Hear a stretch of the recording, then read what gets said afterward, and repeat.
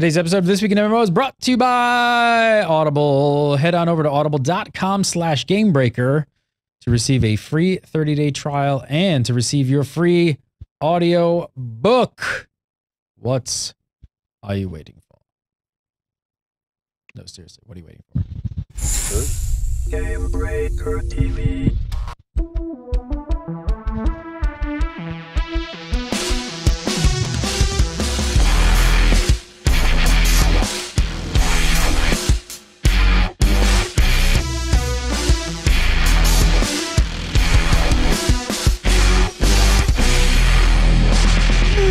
Bing bong! What's up, everybody? Welcome to This Week in MMO, or should I say Last Week in MMO.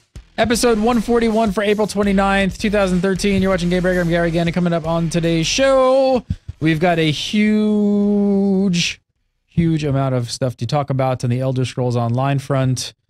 End game worries, world bosses, and P versus P. Plus, we got a little bit of World of Darkness information and a whole lot more. But first, editor-in-chief at Zam.com, the one, the only, Mr. Scott Hawks. First up, congratulations, sir. Thank you very much. You are I'm a little crazy at the moment. I am once again a father. I have now the set. Hopefully that'll do. I heard he doesn't understand day-night cycles, but he's a great tank. Yeah. He's a good tank, especially in 5-mans. He's not quite raid ready yet because I think we need to introduce him in after tank role first. But yeah, tanking fine. Day-night cycle is confusing him at the moment. Hence my thoroughly confused general expression too. But you're looking generally well for having a newborn 72 hours in. You've got like a fresh haircut. You're looking all spiffy. Yeah, it's a mix of delight, exhaustion, and mania. Nothing. That's a good combination. I like that. It is. It's a good combination for a show too. And joining us as always, what? A blend? I say it blends well. It does blend. Joining us as always, the one, the only, Mr. Jason Winter. How are you, sir? It's a fake.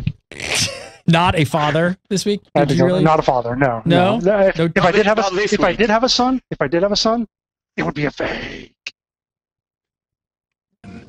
If worse came to worst, they could actually join the war against us. I had the distinct feeling that victory or defeat would be decided in the next few minutes.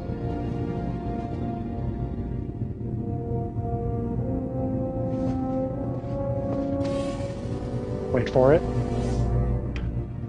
It's a fake! It's real! It's a fake! It's real! It's a fake! All right, enough of that. Jason's favorite thing now. It's my favorite thing too. I play in a pre-show. That could be the whole show, the whole hour. I could just loop that. Like I just love it. I love it. It's great. Love the internet.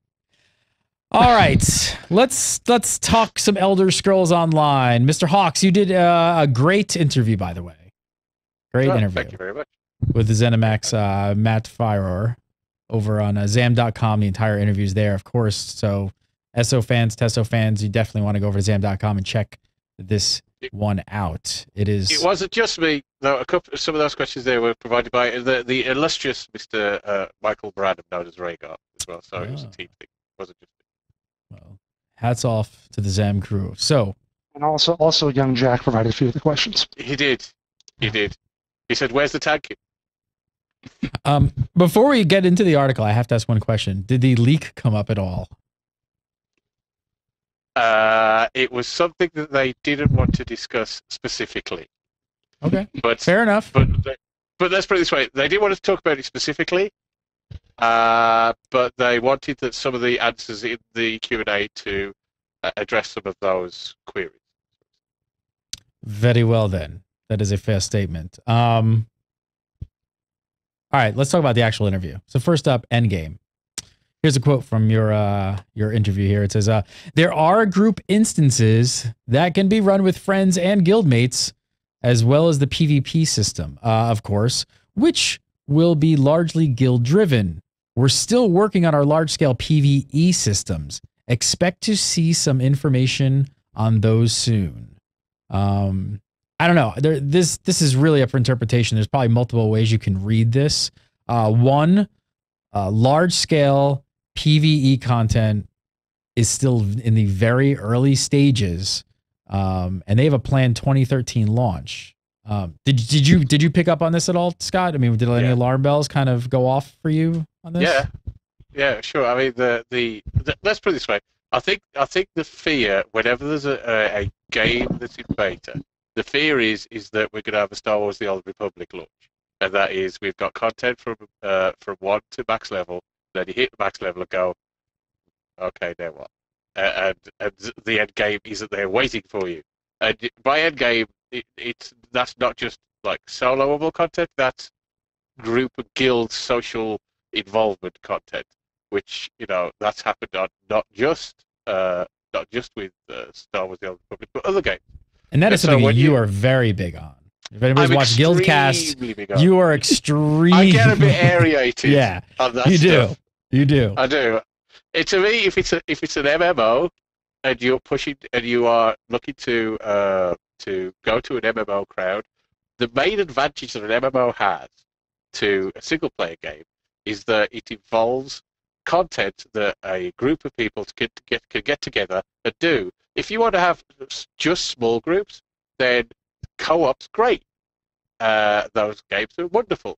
And if you want to have solo content, then single RPGs are great, and you can have those within MMOs too. But to me, to make it what I understand as an MMO, and what is the advantage of being an MMO, is something where a lot of people can come together and group up and do things that makes you want to not only do that content again, but also to play with those people again. And that's where social stickiness comes from. That's where long-term longevity of your game comes from, and so on. So for me, it's important. Jason, how did you read this statement? Because one, like I said, I think you could read this. One, like I said, that they're in super early stages of PvE content, and like I said, they want to launch in 2013. So you could be like alarm bells. Two, you also could read this as we know with some of like the leaks and some of maybe the early stuff that came out that maybe they didn't really want to release the information so early. Maybe they're just being super PR sensitive and don't want to really reveal anything until they're really ready to show us and talk about it. How did you interpret that statement? Yeah, I mean, I think it's a little bit of both. I think that, yeah, you're right. They don't have it all ready yet, so they want to make sure that it's all ready and perfect and beautiful and shiny that they can show everybody. But on the other hand, it's like we've been talking about for so long. It's like, could you show us something? Could you show us a little bit of what a group content is like? Give us some sort of indication. Again, I go back to Old Republic, talking about how at PAX 2 years ago, they had people run through that one flashpoint, which is, the group instance.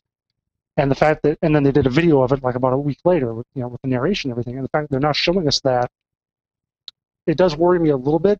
Maybe they're just playing a lot closer to the vest, like a ton closer than what we're kind of used to. We've been used to seeing not only SWTOR, but, Guild Wars 2. They were announcing stuff, weeks and months and almost years before. Secret World, we knew a lot of stuff, even Terra, stuff like that. And they've just been so close to the vest that you wouldn't think that they would have a 2013 release date and not have a lot of this stuff at least somewhat figured out.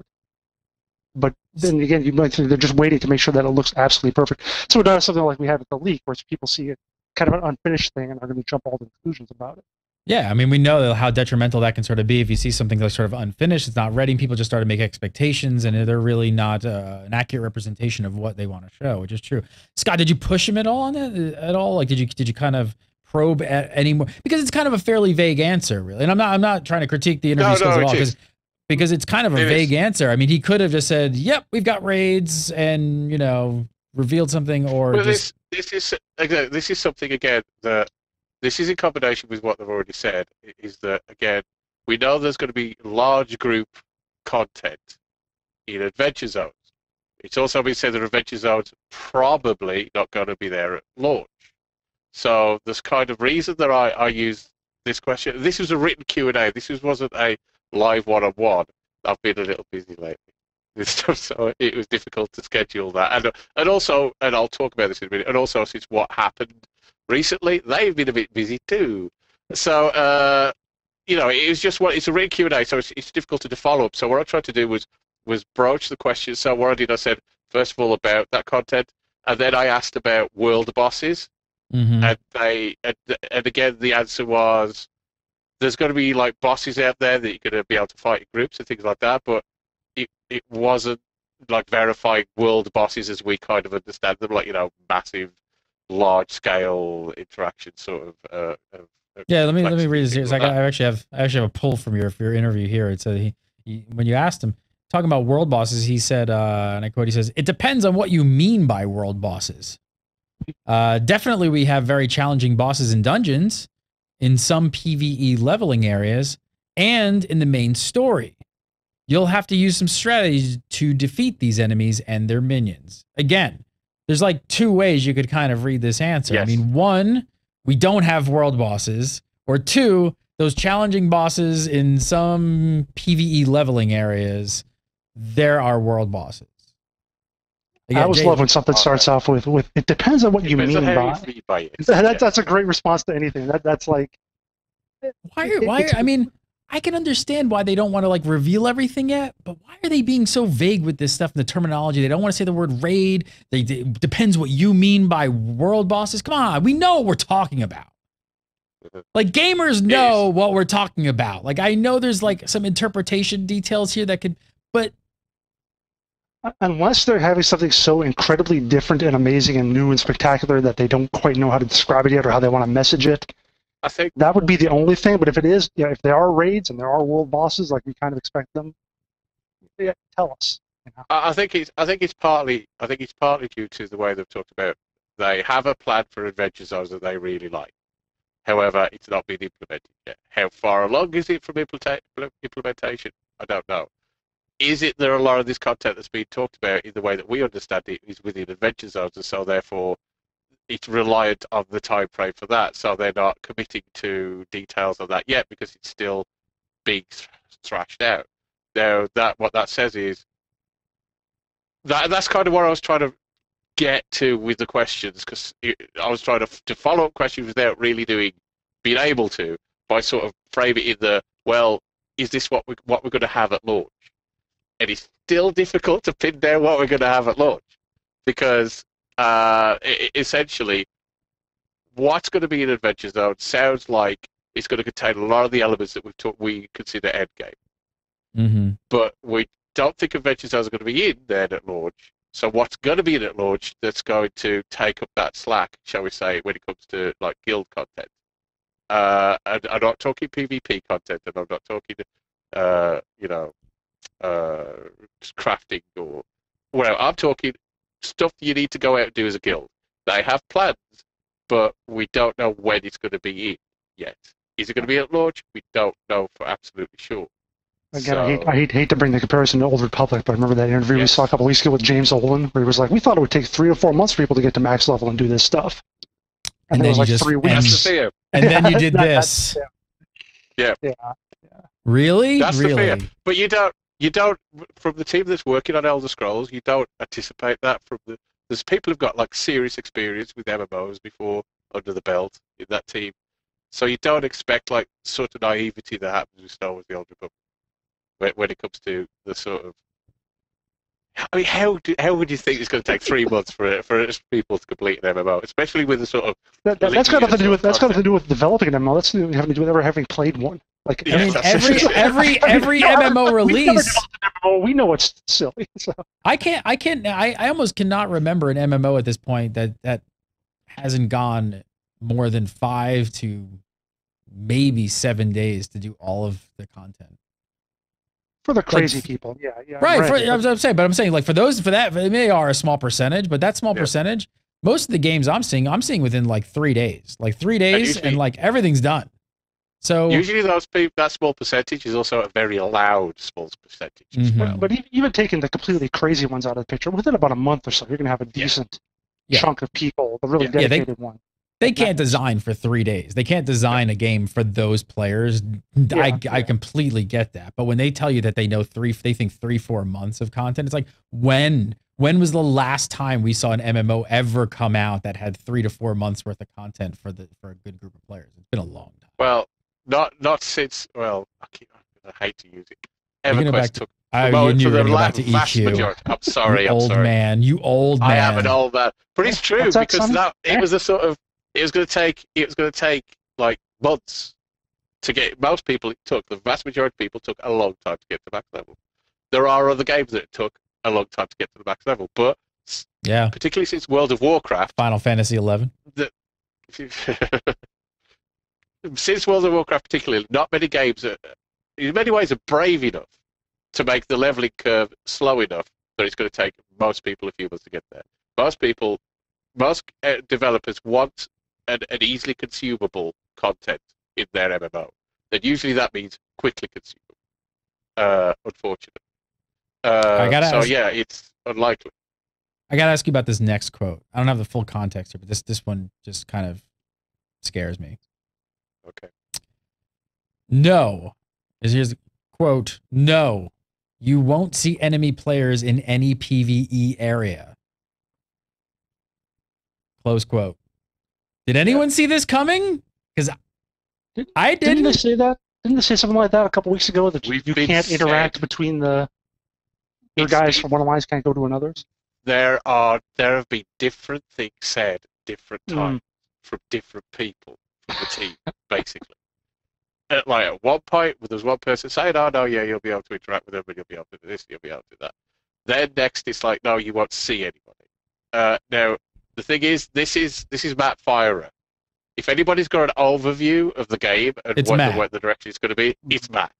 So that's specifically why I asked him about this, is because I've heard different things. So he should be the guy who knows, finally, this is the way it is. So I would think that is going to be the way it is if he says so. I'm really surprised by this. I mean, I'm really surprised that there is no open world PvP in an Elder Scrolls game. I'm not surprised though. I'm not surprised that there's not going to be open world. I mean, Cyrodiil's there for that. I mean, it's not really open world. It's its own thing. It's like its own entity, right? But basically, the entire world of ESO is not. I don't know. But think of what the problems it causes if you allow it to happen. Because you're coming into the content, and remember, all of the content is up ranked to 50. It's not you're down ranked. So you go into the level 1 starting area for Daggerfall Covenant after you come from another one, and you go in there, and you're a level 50, and you're surrounded by loads of level 1s to 5s of the opposition. If you're allowed to attack them, you're basically going to steamroller everything in sight. Or how are you fighting level 50 versions of mobs while they're fighting level 1 versions of mobs at the same time in the same area? Then you've got to have phasing going on independently, depending on the mobs that you're fighting, around at the same time as other mobs are there. So that's going to be a nightmare to take care of. So from the technical difficulties of it, it doesn't really surprise me, because when you actually think about what they would have to do to be able to exist within the same zone as the other faction at the natural level they're going to be at in those areas, it would become crazy, like insane. So the only way that it seems to make sense that could do that is to have essentially your own phased existence at level 50 with all the mobs at level 50 for your faction. The only way around it to me would be that if the opposing faction, when they're level 50, went into that phase too, but then they wouldn't be able to go and help people of their own faction who were at low level. So the complexity of it is like huge, of pulling anything off other than what Matt says is going to happen. Pulling off what Matt says is going to happen is going to be, challenging, but it's not ridiculously impossible. Anything else, I just don't know how you make it work. I get it from a technical standpoint. It makes sense. Sure. I think hearing some mixed things and kind of came a little bit out of left field to me, and I just didn't really expect it to be that. I'd never heard it spoken that clear cut. So Cyrodiil is basically going to be your PvP area. Yes. And it sounds to be that there's to be no reason to have PvP servers, I suppose, because it's just not going to exist. It's just that's the area. So all the servers. Well, there are servers. That's it. There are again. It's because we come back down to the. There aren't servers. There aren't servers. Oh, that's true. Right. So there's no way. There's no way. Again, there's no way you could do it, because if you're all operating within the same sort of like world idea, you can't have separate PvP areas. So there's all. if you either have it for everybody or nobody. If you have it for everybody, then you can have level 50 powerful like characters walking around in level 1 newbie zones in the opposite faction, doing their quests and laying waste to just everything around them. And to me, I'm happy with that. I was happy what you do is I was about to say, I know you two guys love that. Yeah, because then the level 50s of their alliance turn up and they're like, basically forming the honor guard and protecting them. But I'm crazy, so that would make great gameplay. That makes a great game. That's when you're in the Game Breaker Nation and you're like, hey, everybody, I need help. I'm getting ganked. And everybody comes and runs and helps you, and all the high level guys leave their zone and actually come to the low level zone just to help you out. That's what it's all about. To me, I don't know. But they actually want to sell copies. But anyway, I'm gonna keep moving on. What about, as a side note, what about Battlegrounds? Have they said anything about Battlegrounds? Nothing. So do you think Cyrodiil is going to be the only form of PvP, or what do you guys think there? I mean, I would be surprised if it was. I would genuinely be surprised if there was nothing like Battlegrounds or that sort of competitive, because it's going to be a lot of fun. And there's the idea of becoming the Emperor and all the rest of it in there. So there's going to be competition in that sense. But for sort of like real sort of competitive, like 1-on-1 up to 10-on-10 or whatever they're going to do, you need instant sort of PvP to do that. So I would be amazed if that wasn't in the game. I would imagine it will be. Especially there's so many options, like that there's so many build options you can do. The metagame is massive. As soon as I started when I played it, I'm looking at all the options. The metagame for Elder Scrolls is huge. And I was talking to one of the developers about their experience in Alliance versus Alliance. And the different ideas come up with a different class, like the class, armor, skill variations, and all the rest of it. They come up in the way they focus on magicka or stamina or whatever. It's fascinating, and it sounds like great fun. So to have that within a sort of competitive element, I think it'd be really cool. And I'll be really surprised if we don't see something about that eventually. Yeah, I mean, I hope they don't think too much like. This is what I'm worried about when Guild Wars 2 was in development and we were talking about WDW there. I was like, well, is there just going to be one Zerg going one way and another Zerg going another way, and sometimes they meet? And the thought was like, oh no, we'll have small groups doing this and that and the other thing, and branch off and do these other objectives over here. And that doesn't really happen that much. It is mostly Zerg versus Zerg in Guild Wars 2. A lot of people really just don't like that. They want the smaller, more competitive, even kind of matches. So I don't know. Maybe the way they're talking about AVA, it sounds like it could be pretty interesting. Maybe they'll have a way for the smaller groups to go out and do things, be a little more strategic than just raw power. But until I know that, I tend to not think that's how it's going to shape up. The AVA does seem a little more like it does seem to be more important where you have control over things. The sort of connections for sightlines. In fact, you can teleport to those locations as long as you're linked to the previous one. So something not quite Planet Side 2 kind of thing, you might be able to have that sort of map control strategy going on. Not quite the same, but the fact that it makes it important which one you're attacking, the fact you can cordon off places and stop reinforcements going to them quickly and then take that place out. I think that might have an extra level to it that does give some of that. But yeah, it is difficult to map out where you're going to feel important from the single player up to the large group in those instances. All right, next up, Matt had this to say. Pull this one. He says, because ESO's character development system is so open-ended, we aren't currently planning on a deck manager. There are so many combinations that it just isn't feasible. You start out with about 17 abilities to choose from with a new character, and you can find many more as you level. Before we talk about the lack of just not having a deck manager, 17 abilities to choose from. That is with, he says, a new character. That's incredible. That's a lot. That's wow. Is that including all the different weapons you could equip? Because each weapon gives you 2 skills. Or is that including your personal class abilities? You've got class abilities that form into 3 different sections. And then you've got your weapon abilities, you've got your armor abilities as well, depending on what armor you're wearing at the time, be they passive or active. So you've got a lot there, you just have to start with, and beyond just clicking. So you mean like this game isn't just about spamming a single fireball attack? I think I saw that somewhere. And apparently, back with your staff. Apparently, yeah, it's not. You know what else you can do? You know what else you can do? Is amazing. You can hold that left click down for a little while, and it gives you a different attack. Wow, mind blowing, isn't it? I know. I think, but it's for people who've basically drunk coffee non-stop for 5 days, and like they just shake it too much. It can be very difficult. As Gary takes it. Yeah, exactly. To pull off that sort of power attack, it can be very difficult. Gary's just going to go in there and hack it. He's just going to be one button hacking on his mage. I'm a one button kind of gamer. That's it. Come on, you saw me play Magicka. I just throw rocks. Throw a rock. Throw a rock. I played the entire game with. Gonna come up.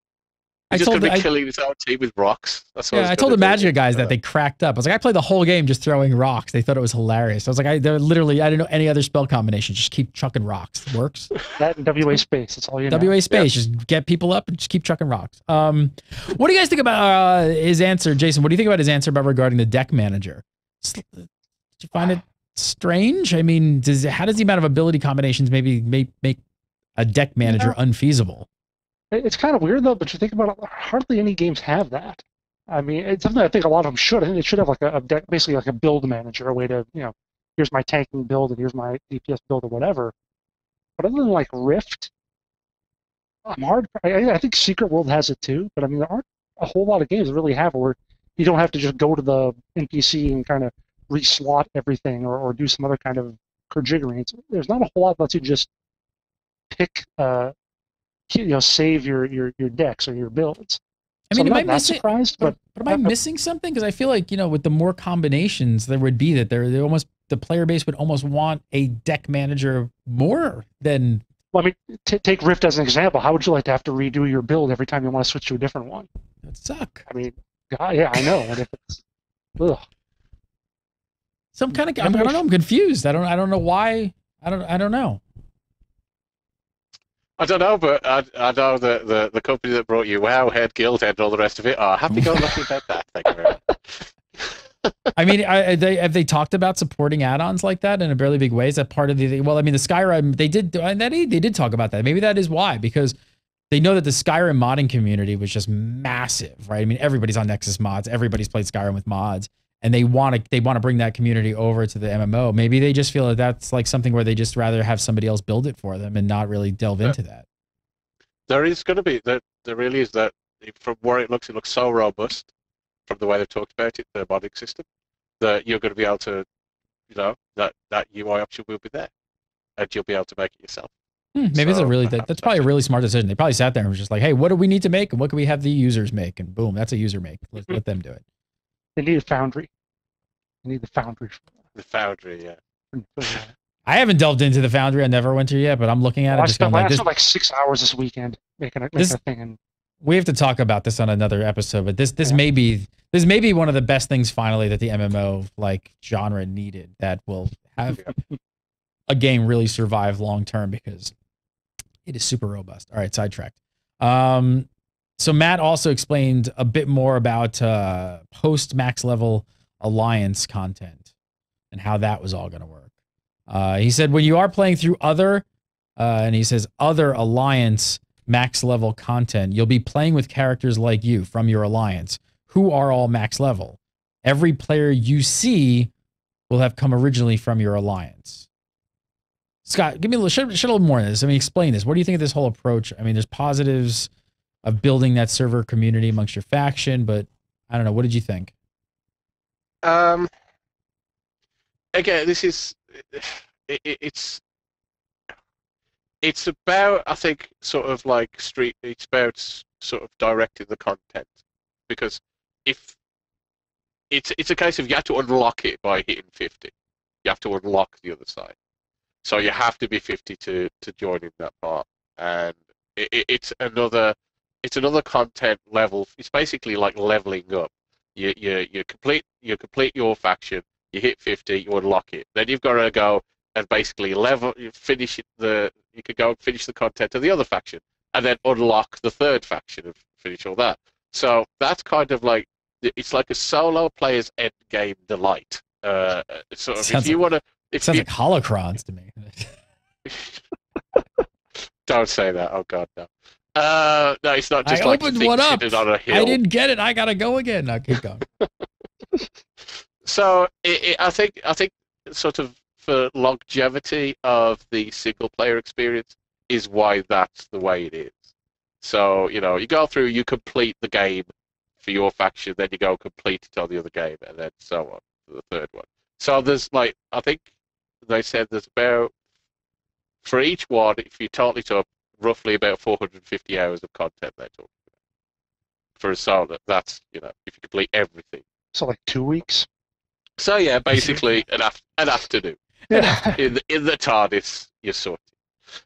So I think that's the basic idea is gating it that way. It provides that sort of experience. I don't quite understand it. Like I have to do all the factions to do the other factions stuff.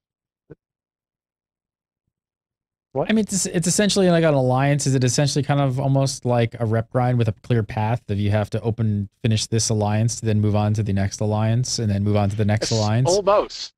Almost, yeah. It's kind of it's not a rep grind, but it's kind of that idea that you're going through all the. It's unlocking other. Half cup. Here's the problem. You could go. It's either half.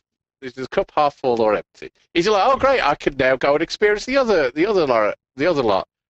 But the problem is when the gear increases in power from it, then you feel more compelled to actually do that. That it's kind of, you might feel it's necessary to really go and do that other ones because you will become more powerful from doing it. That they said that if you unlock it and do the second faction, the gear that you get by the end will be more powerful than you would have got from the first. When you do the second and you do the third, gear will be more powerful from the second. So that's going to be a incentive. But is that something you're going to feel? I don't know. Is it going to feel like a grind? Do not know. Sounds a little bit. But if the content's but if the content's fun and really compelling, it won't feel like a grind, right? So that's a little bit different. That's what I see. The quest stuff, the world building that done when it comes to the story, and that is fun. Like it's what I've played. Oh, let's not get into all of that again. What I've played, it is fun. So I'd want to actually play it out. But personally, if it wasn't for the gear, the gear aspect of it, I'd want to play it through as that faction rather than the other faction myself, because then I'm more tied into the story of it. You know what I mean? Yep. All right. But that's again. It's going to suck if you don't like making alts. You're one of those kind of people who only likes one character, right? But for them, it's great because it means that you haven't got to make an alt. You can experience the content of the entire game. Yeah. That's what I was going to say. For players like me, I don't like alts. This is going to be great for me because I don't like alts, and I'm going to get to go and do all the other alliance stuff and actually go through all that content. So that's great. Uh-huh. Okay, I guess I'm a little confused. I thought it said like you have to level the character from like 1 to max in each alliance to unlock. No, you go from 1 to your max. Same character, go to right, and then it'll unlock the alliance number 2. So with that same character, you can then go and experience all of their content without rolling an alt to see that content. And all of that content is up-ranked to level 50. Oh, okay, up-ranked to 50. Okay, that's what I was wondering because I was like, what point of it is by 50 into the level 5 zone? Okay. No, it's all up-ranked. Okay, all right. So it's actually for people who don't like rolling alts, this is actually kind of a dream because you get to like experience all that content, which is perfect for me. Okay. All right, I'm going to talk about, I want to get to talk about some crafting stuff, but I got to say, thinking about this and just talking about it again, I still think it's a little bit weird that there's no PvP there. Just saying. All right, crafting. He said this. He said, crafting at high levels focuses on augmenting existing armor and weapons. So think about it as crafters can make your awesome gear even awesomer. Makes sense. I mean, raids, hopefully, maybe possible for your epic loot, and then crafters build and buff up the gear. It keeps crafters as being necessary. But I'm one of those, again, I like the idea of crafters making stuff that is needed. Like, and let's face it, how many games other than Eve is that actually like the case that when you're advanced into the game, that what you're making is still really important? Not many. Usually, there's not many. It's usually, you might have 1 or 2 pieces of good bridges between, like, let's say like LFR and full rating or something like that, just something to bridge the gap. But you're not going to be making stuff and that's because most MMOs go with a crafting system in which there's no real uniqueness in the person who's making it. You have got somebody like from SWG, is what Gary's thinking right now, where somebody can have a recipe. I was thinking about Age of Wushu, actually. Yeah, Age of Wushu too. Yeah, like you could have like a recipe that people come to you for because you've got it, you can make it. Not many MMOs do that. Pretty much most MMOs, everybody can pretty much make virtually. So this will be more about augmenting and chance, this, that, the other. They're putting magic on, kind of what we're kind of used to. So I gotta say, I like crafting, but it always just seemed weird to me that the big hero who slays dragons and rescues villagers also pounds a hammer and makes a sword. It's like they just don't do that usually, and except for like Luke making his lightsaber. To think of all the other major fantasy and sci-fi heroes, it's like they find the sword in the hoard of the dragon or whatever, or something like that. It always seemed weird to me that I as an adventurer I also make my own stuff. It's like, Jason, can I buy it from Dragon Mart or something? The hero is a lie. This is the fault. This is the fault with MMOs. We can get into a whole discussion on this, but yes, there are no heroes. Stop trying to make us believe that we are. I agree with you. I agree completely. Like, it seems kind of ridiculous. Like some of that stuff like that. I don't have minions for that. Don't have my companion SWTOR or whatever. Yeah. Or you have people who focus on being crafters, but you make it so you need to focus on it to be that. Sure. Good. Yeah, and then you don't go out and fight the dragons. You're just an amazing craftsman. You pay some minion to go out and think he's a hero to go do it for you.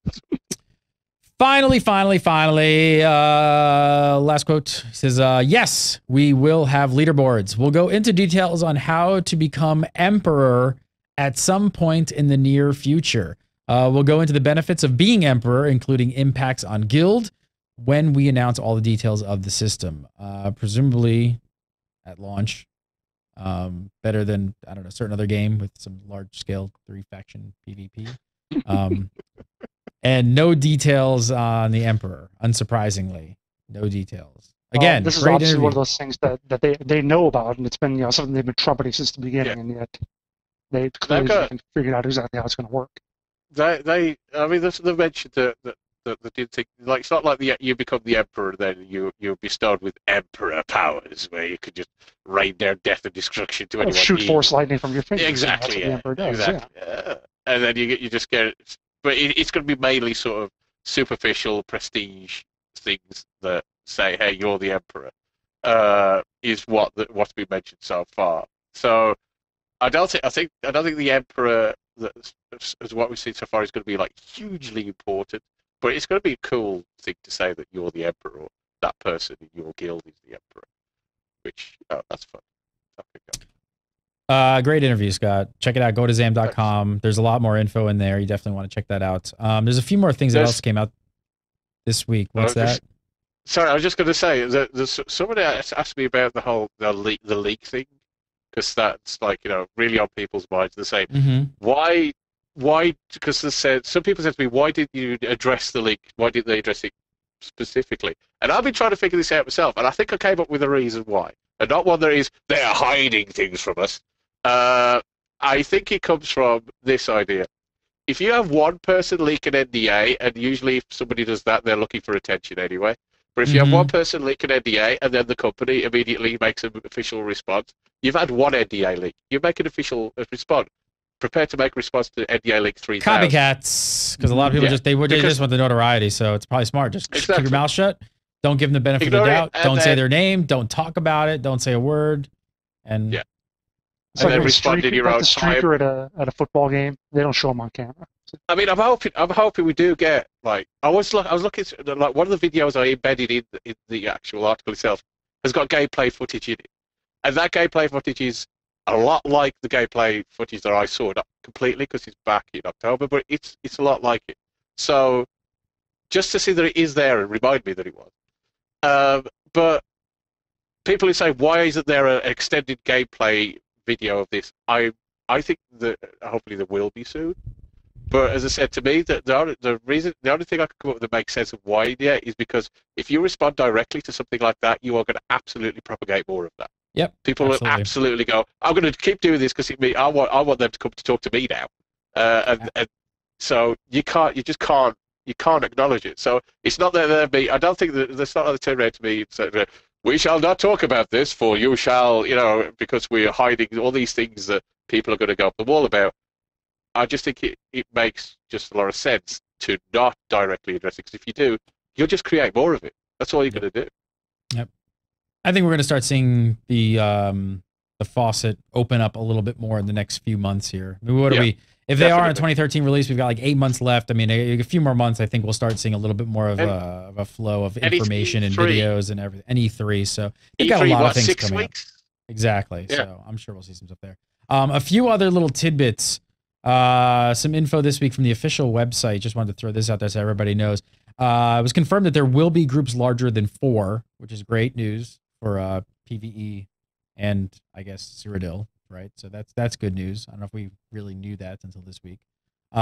This also was really interesting. Leveling speed in PvP isn't as consistent as in PvE, which I think is somewhat obvious. But what that does point at is that it really to me, that makes it sound like they're actually trying to make that leveling through PvP is definitely a possibility if you so want to.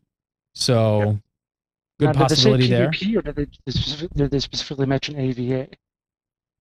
Because like PvP and Battlegrounds or whatever, if you have that you can level consistently through that. I understand in like World versus World, you never know where the fights are, but did they specifically mention? Because that would give us some clues to whether it's going to exist. I thought they just referenced PvP as being not maybe there is only one kind of not going to be as consistent as PvE, but making that statement, I just kind of figured that sort of meant, hey, it is possible, but it's going to be a little bit slower. But there might not be like I said, like Battlegrounds. So right. So we don't know if we don't even know anything about that. So we've got to assume at this point that it's Cyrodiil, content. Do we have any idea how large that area is, by the way? Very big.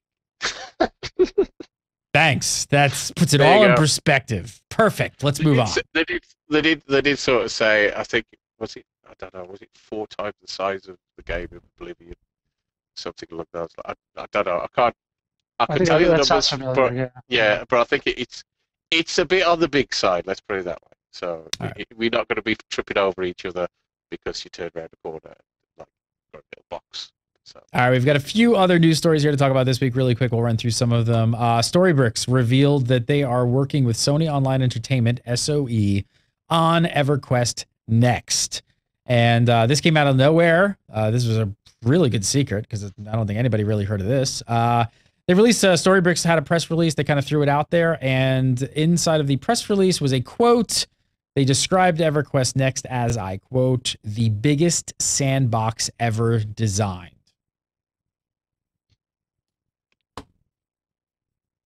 EverQuest Next going sandbox. I want it. Well, I mean, it makes sense, right? We've been following the tweets and all the things that Smed has been kind of putting out there, and you're talking about emergent gameplay and players. It's the new hotness. It's almost like dynamic events. It's now emergent gameplay, and I mean, look at PlanetSide 2, and now this, and now you've got things like the Foundry with Neverwinter. It's all about players creating this content. So, what do you think this means, Scott? I did an article on this. Just basically for me, the whole EverQuest Next thing starts from speaking to John Smedley last year at SOE Live and sitting there and him talking about it, me getting more and more ridiculously excited as he starts. Because, if you think that his tweets are sort of like, dramatic, try speaking to him early in the morning. Cause he starts talking about, I want it to be like, remember Cataclysm where it came along and blow? I want players to do that. I want people to like gain the power to just blow up chunks of the world. And then I'll say, so the player studio that you can make items for. I says, did that come along on itself, or did that come through the development of EQ Next? And he's like, and so the amount of interaction, maybe making things for EQ Next, makes perfect sense. You're talking about like he talked about the MMOs, you chase somebody into the woods and you lose them. In EQ Next, he wants you to chase them in the woods, and instead of chasing after you, go, okay, and you burn the whole forest down. instead. You know, that's the kind of world they want, and I want to see it. I looked a little bit at what Storybricks is. I didn't know, so I looked them up. It said that they failed the Kickstarter, but then they said they're going to harness their core tech to build the best AI engine for online games by giving characters emotions, and that EQ Next will be the first title to benefit from Storybricks' AI boosting technology. So the whole idea is with Storybricks is they came in and said, "Don't you think the AI in MMOs is crap?" And everybody went, "Yes." And they said, "Right, we want to change that." And they came up with a system based on the idea of you mapping like emotions and roles to characters that are beyond the person walks down the road, turns left, and then walks back on that path again. They want like characters to have sort of like a logic to themselves. One of our new writers, David Souza, did a really good interview with them back for Republic Trooper ages ago, and that's up there. We linked to that as recently.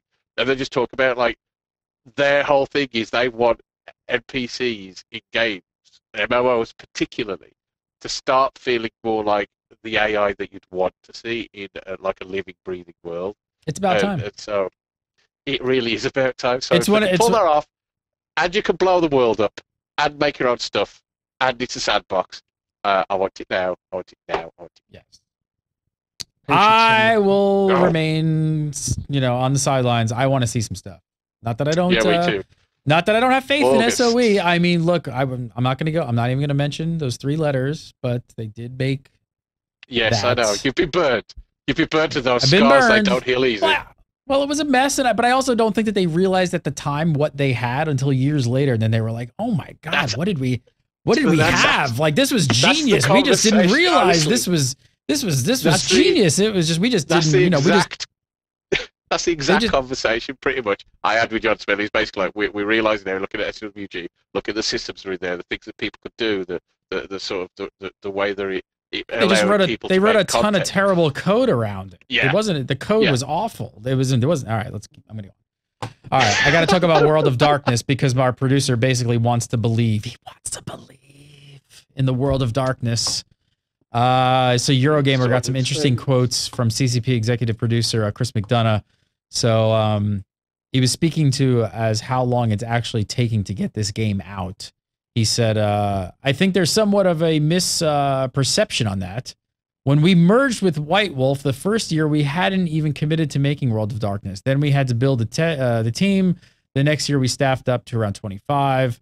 It's not like there was a massive group of people. This year has also been the first year the team has worked only on World of Darkness. Our team has been moved on to many different projects in this time. So, and right now, basically they're saying the team is around 70 people. I don't know. Not much else to say. They didn't really show a whole lot at FanFest from what I can tell. It sounded like they showed some lighting engines and stuff. They wouldn't actually, I think, allow any video or anything of it come out of there, but some of the things I had read on some of their sites talked about some back-end stuff, some lighting engine stuff, and a few other things. I don't know. How do you guys feel about this? What are you guys thinking about? I'm not holding my breath on this one. I'm just kind of right now. I've seen as much of World of Darkness as I've seen of EverQuest Next. Yeah. Wasn't there almost like a shadowy video at one point of a few seconds? I thought we might have. Yeah, there was a guy's head. There was a guy's bald head on a camera phone. Well, that was EverQuest. I was saying for no, for World of Darkness, there's like one. It's basically a lot of artwork, like animated thing, and then there's like 1 or 2 shots, I think, of in-game stuff. And we haven't seen anything. It was an environment, whether it was an environment from within the game, running game, or whether it was an environment from in a test. We don't know, but it was something. I mean, he's probably right that it hasn't been in development a huge amount of time right now, but I think it's still got a long ways to go. Like by the time it's released, we'll have said it's been around for a while. I feel like I've been talking about it forever. Well, it was speculated for like the moment that I think it was speculated from the moment that CCP bought White Wolf. I think people were saying, "Hey, is there going to be a vampire MMO?" And that was was that 06 or something? I think. So it's been a while. It's been a thought that's been out there, but they didn't officially announce it. I think until was it 2010 or something. Well, CCP is not really known to rush things anyway. They've also been known to put some things out in the back. I mean, if you remember the early days of EVE Online, they showed you like atmospheric flight videos and all this crazy stuff. They were like, we want to do this. And that stuff never came to fruition. They didn't even do that stuff, but they still ended up making a great game. So they're kind of like me. I kind of can side with them because I tend to like mouth off and just be like, oh, we got some crazy shit going on in Game Breaker. And I can see them being the same way. They just like want to tell people and they just like show videos and stuff, but it's like, hey, it doesn't always happen. This next quote here, he says, what we're making is not traditional PvE content. It's not talk to an NPC and consume this content. There have to be hazards in the environment, or you just have a PvP game, which isn't what we're doing. But it has to be player driven. We're looking to have PvE content that maximizes player interaction. So I guess if you can follow that, I don't know if you're not you've got to get your food from somewhere when you're a vampire, haven't you? So you need lots of humans to feed off. There's a lot of NPCs to start with. That makes them important. So yeah, hopefully they're not just like cows in like people costumes who sort of like walk around and munch on them. It just sounds in general that they're going to do because Vampire that world is not a kill 10 rats get the loot kind of world. They have to do something different for their questing, whatever form that's going to take, which could be more the line of, I guess it could be, you're doing stuff for a prince or some other high-ranking vampire, and blow stuff up or whatever. So there could be some sort of kind of traditional stuff like that, but they're probably going to want to work at least a little of the political stuff into the PvE side of things. Well, there's a lot of scope from there because you don't have to have the quests come from. All you need to do is have NPCs have something that players will need, and then you can have players generate basically what you would deem as being quests to go and interact with those NPCs. So let's say there's something that could break the masquerade. If you've played Vampire the Masquerade, basically the idea is that you don't want the public knowing that they're a vampire. So there's say evidence in a police station where that could break the masquerade. So the player characters, the head of your clan, will say, you need to get in there and get that back. And you would have to interact with NPCs, i.e. possibly sneaking past them, slaughtering them, or whatever you would need to do in order to do that. But it wasn't a generated quest, but from an NPC.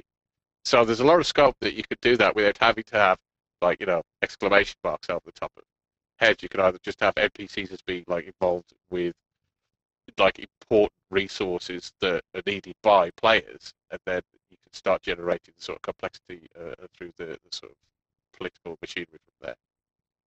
I want to see some of this game called World of Darkness. I want to see it. Really quick though, I want to tell you guys about our sponsors, our awesome sponsors over at Audible, audible.com. If you guys have not checked out Audible, please go over, check it out. Audible.com/GameBreaker. Use the URL, sign up for a free 30-day trial and a free audiobook. And guess what I found just the other day on Audible? A cute girl with headphones. Yes, that's... But I did not know these were on here. Ooh. Yes. I did not know... I thought you were going to go to World of Warcraft then.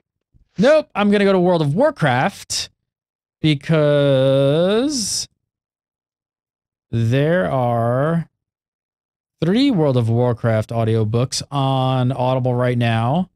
And for any of you guys out there who are new to maybe the World of Warcraft lore, I suggest Storm Rage as the first book to read. Apparently that's a good one to start with, so check it out. There's a show that some website does about World of Warcraft lore too, right? Yes, that would be some website called GameBreaker.tv. I don't know if you ever heard of that one. Yes, this is a brand new show called Conspiracy Craft with a couple lovely ladies and a fine gent. He's okay. He's not really good, but you're which of those? I'm going to say, so you're not on it then? I'm not on that show. No. Okay. No. Shaftness hosting. Yes, exactly. That's a good segue, though. Check it out. Audible.com/GameBreaker. Sign up today. Get your free 30-day trial. You download the app. You put it on your phone, your iPad, your Xbox, your Roku, whatever you got. And then you can be downloading one of your World of Warcraft books. If you're not into World of Warcraft, there's tons of other great fantasy stuff on here as well. I mean, there's the Neverwinter books. A lot of people are hot on Neverwinter right now, the Dungeons and Dragons. Guys, just search Dungeons and Dragons. There's a ton of those as well. So a lot of good fantasy stuff. I could just go. There's so much good stuff. Snow Crash. What? Seriously? Yeah. All right. Last up today, I want to talk really quickly. Actually, just want to point this out.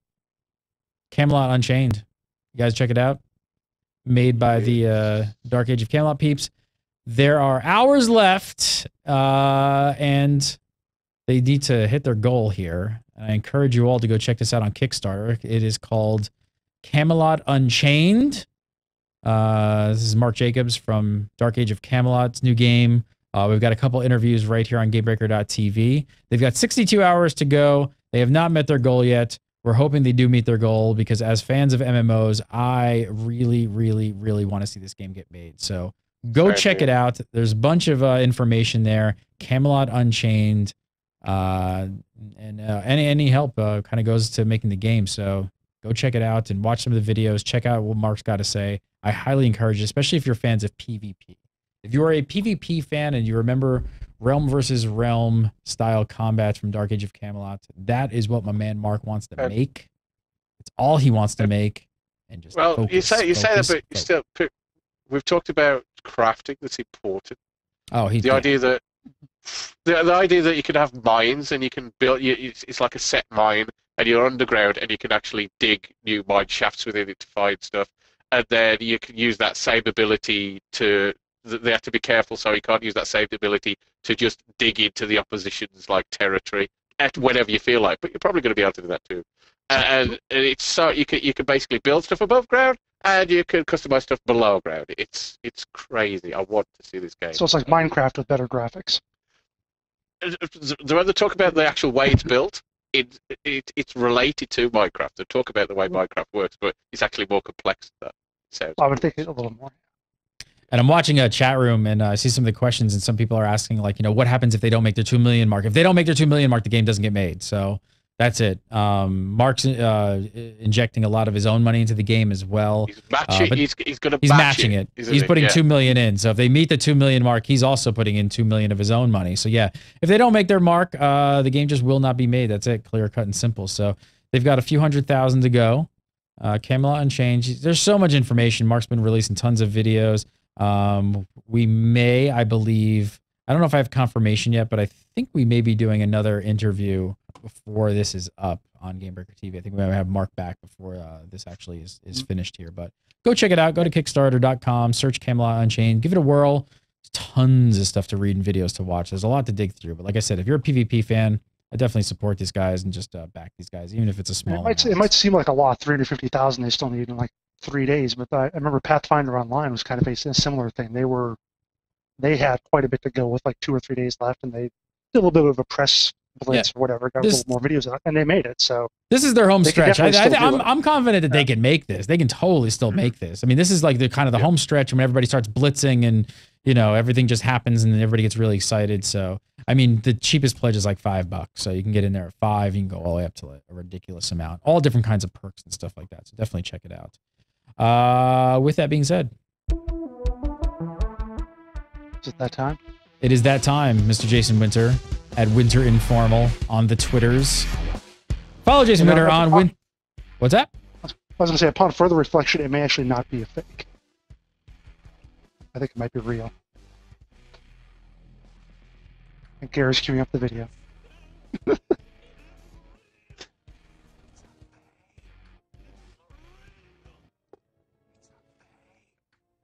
Jason Winter. It's a fake. It's surreal. All right. Follow him on the Twitter at Winter Informal. Editor-in-chief over at Zam.com, Mr. Scott Hawks. Follow him on the Twitter at Jarimor, Jarimor. And of course, go to Zam.com. Go check out the ESO interview. Always a pleasure, sir, and congrats again. Thank you. You can follow me on Twitter at Gary Gannon. Follow GameBreaker TV at GameBreaker TV. Lots of stuff happening in the next 2 months. GameBreaker Nation's coming. A whole new brand new website around something else is coming. Yes, GameBreaker is branching out. New websites, all new things. We got that coming as well. So stay tuned. Go to our Facebook page, facebook.com/GameBreakerTV, and like us. We need to break 30K. Thanks for watching Last Week in MMO. We will be back on Friday at our usual time and spot of Fridays. at 3. Have a great week. See you next week. Actually, I should say probably see you this week. Actually, see you this week. See you whenever. Yeah, sure.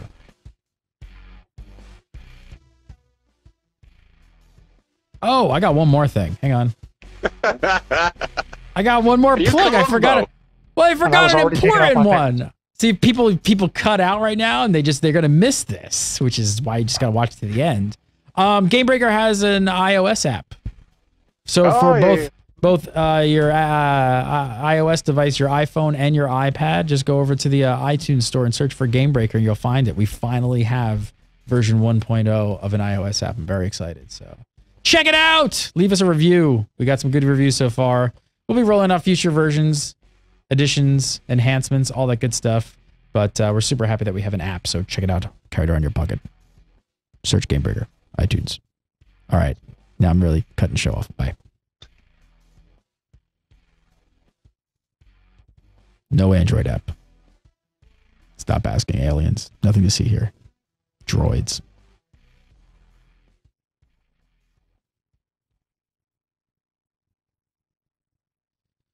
Alrighty.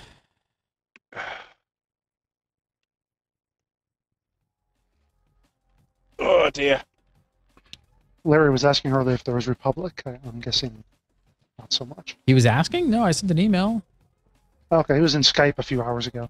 Oh, no, not today. I don't think so. Okay. I should probably talk about this on shows, but I'll tell chat rooms since they're hanging out, so they start getting prepped. Just the next like month is going to be like Gamebreaker in disarray. So just it's going to be. It's usually such a well organized, perfectly run situation. Wait till this month. It's going to be crazy. So just don't curb your whining and internet rage now. But the next like 6 to 8 weeks, just expect shows to be. Are we offline? Is this still streaming? We are offline.